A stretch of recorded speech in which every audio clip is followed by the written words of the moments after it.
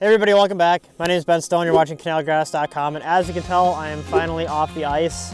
There's still ice on the lakes, don't be fooled. I just couldn't take it anymore and brought my boat out. And with that being said, today I am on the river. We attempted to fish for walleyes. Didn't go as planned, but I wanted to take a quick opportunity to talk about my boat, which is an Alumacraft Competitor 175 tiller.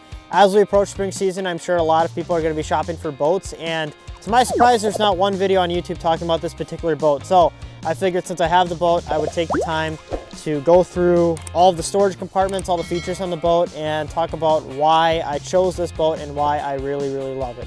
So what I'm gonna do is I'm gonna start at the back of the boat. The first thing that I'm gonna talk about is the motor that I got on this boat. With the 175 Competitor in the tiller model, you can have, I believe, a 50 to a 90 horsepower motor.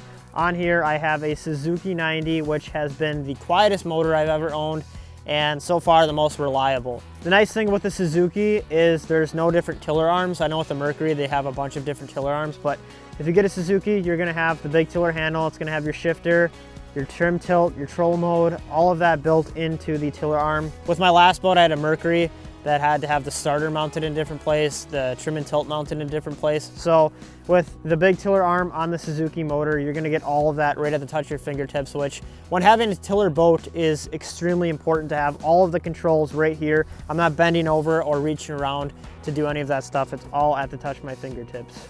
With this being a tiller boat, I obviously have my electronics mounted back here, and me being a musky angler, I love to fish out of the back of the boat. And with that, I have a nice platform to stand on back here, which is really great. On my last boat, I was very limited on space. With this boat, I have plenty of space. As far as storage goes in the back, you can see these two compartments here. This first one here is going to be more dedicated to your battery, but you can see there's still some space down there to throw maybe some clothing or something. That also gives you access to your fuel tank as well. And moving over on the right side, we have our rear live well. This is lighted, aerated, and it's a great place to keep bait. I use it as just an extra dry storage compartment, so I never really have any water running through here. But that's the nice thing about this boat, is it gives you a lot of versatility in the way you want to store your items. As we make our way down to the floor here, you can see this is a vinyl weave. This is really nice. It's very easy to clean, just gotta spray it with a hose. Now, the next thing that I want to talk about in the rear of the boat is the console. And this is something that was a huge benefit for me when I got into this boat compared to the classic 165 I had, is the console here is just one of the things I love most about this boat. And the reason for that is not only do I have all the dials at my fingertips, the speedometers and odometers, I have a USB charging port and an aux port for the radio, which is a great item to have for guests in the boat or fishing slow. You can keep some tunes bumping and entertain your guests. But perhaps the one thing that I do love is the locking drawers here. I can keep all of my tools in here, extra keys. I got hand warmers in here right now. It's pretty empty, but this gets filled up in the summer. As a musky angler and just having a tiller boat, I spend a lot of time back here. So having all of that at my fingertips, I don't have to run up to a console, run to the front of the boat. That stuff is right there at all times. Now, when I go to my electronics, the way they're mounted, so on the Competitor 175 and on all of the Alumacraft Competitor tillers, you have this mounting board right here, which at factory can fold back into this locking storage compartment here.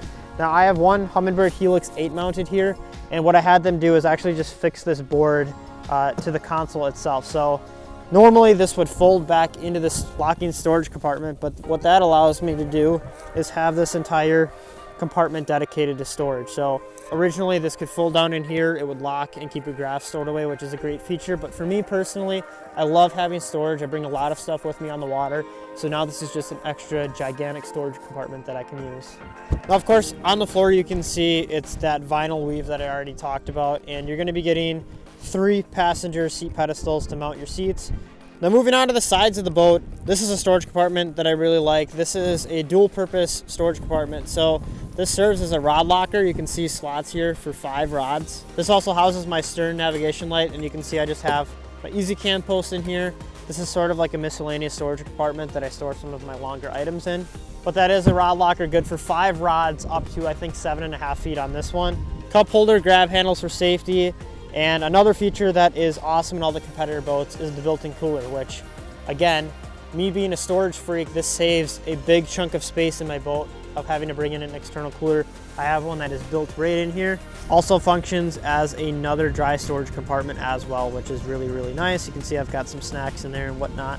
But that's probably the biggest theme that I would bring up with this boat, is just the storage is built for an angler. It's built so well into the boat. every storage compartment is thought out in an effective way that's not wasting space. This boat really does take up all of the space that it has, which is really, really great for me. Of course, moving up to the bow of the boat, there are much more storage compartments. We have 2 symmetrical storage compartments here that are great for holding tackle, miscellaneous items. I've got a rod holder and some of my dry storage items in here. This one's a little messy with some different tackle in there. Of course, we are fishing right now. One thing to mention with both those storage compartments is they are lockable, which is very important to me. I have been robbed before and it sucks. So being able to have lockable storage for valuable items is a great, great benefit. Of course, moving into my favorite thing is the big rod locker. This is locking, of course. I can fit 4 8-foot rods up top and 4 7-foot rods on the bottom of that. So tons of space for muskie sticks. A lot of muskie rods built nowadays are telescoping, so those are gonna fit in there. You can see we've got it lined up with walleye rods right now as we are walleye fishing.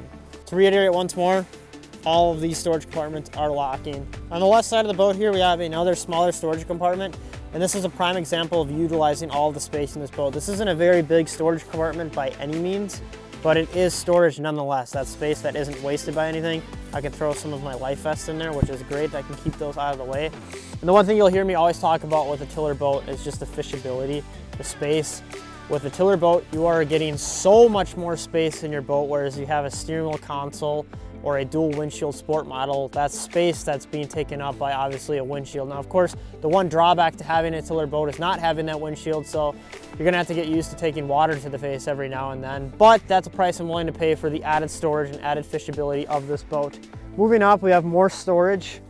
This is a big, giant storage compartment that also houses my onboard charger for my trolling motor. This storage compartment currently is being utilized by my camera bag and some other miscellaneous items. On the flip side to that, we have another lighted live well, and it also comes with a bait net in here. I'm not a live bait fisherman. This is just another way to possibly store some items or keep live bait for sucker season for muskies, which is about the only time I'm really using live bait. But again, if you're a walleye guy buying this boat, having 2 live wells or even a tournament angler, having 2 live wells is a very, very great benefit that you don't see on a lot of boats. So again, this boat is built for an angler. It's very, very well thought out. And we're gonna move on to the last 2 storage compartments up front here. These are both symmetrical. They are a little smaller in size, but it's just added storage in general. See, this right one's got my dock bumpers on there. And then the one final thing to note at the bow of the boat here are the cargo nets that come standard on the Competitor series. Doesn't seem like a big feature, but these are things that are very, very valued by me. It's a great way to throw things out of the way in a quick manner. Lastly, looking at the front here, obviously you can see the trolling motor going to work in spot lock. This is a Minn Kota Taroba 80-pound thrust. I do recommend getting an 80-pound thrust on this boat. It is a heavy boat, and this trolling motor does a great job at handling that boat. And for graphs, I have another Humminbird Helix 8 that is wired to the trolling motor, which is also really, really, really great.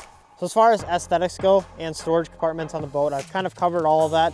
The other really cool features that you're gonna get on this boat, first of all, is the AlumaTrac feature, which is standard on every Alumacraft boat. And basically what that is a tracking system that allows you to mount rod holders. Alumacraft makes cup holders, tackle tray holders, but it just allows you to have these mounts and they can just slide freely anywhere on the boat. You can see I have 2 of them here that don't have anything mounted to them just yet. But as somebody who runs live bait sucker fishing or somebody who trolls even, that's gonna allow you to have rod holders placed all over this boat, which is really cool. You're not limited to like a mounted rail or anything. You can literally have your rod holders anywhere you want on the side of the boat. And of course, there's added accessories that Alumacraft makes for these mounts. The other thing that you've probably noticed back here are the inboard courier lights, which are great. Also, the live wells are lighted, which is an added bonus as well. But these are great. Things are getting dark, you need to tie knots or look for stuff. Those lights are very, very bright. So that's pretty much it for my boat. I will say that you have to really be considering what you want out of your boat. As me, being a solo fisherman, space is really, really important to me, and that's why I chose the tiller model. Maybe you have a family, then consider checking out the something like the sport model. But with Alumacraft's Competitor series, there are gonna be 3 models for each size of the boat. So they make a Competitor 165, 175, 185, and a 205, and all of those boats are made in 3 separate models, that being a tiller, single console, and dual windshield sport. So there is a boat model for everybody. I don't have enough good things to say about this boat. It's been great to me. I can fit 3 guys in here musky fishing in a 17-foot boat, which is incredible. But in conclusion, this boat is just a great machine, and if you're interested in something like this, I definitely recommend checking one out. With all of that out of the way, I appreciate you guys watching this video, and I will see you in the next one.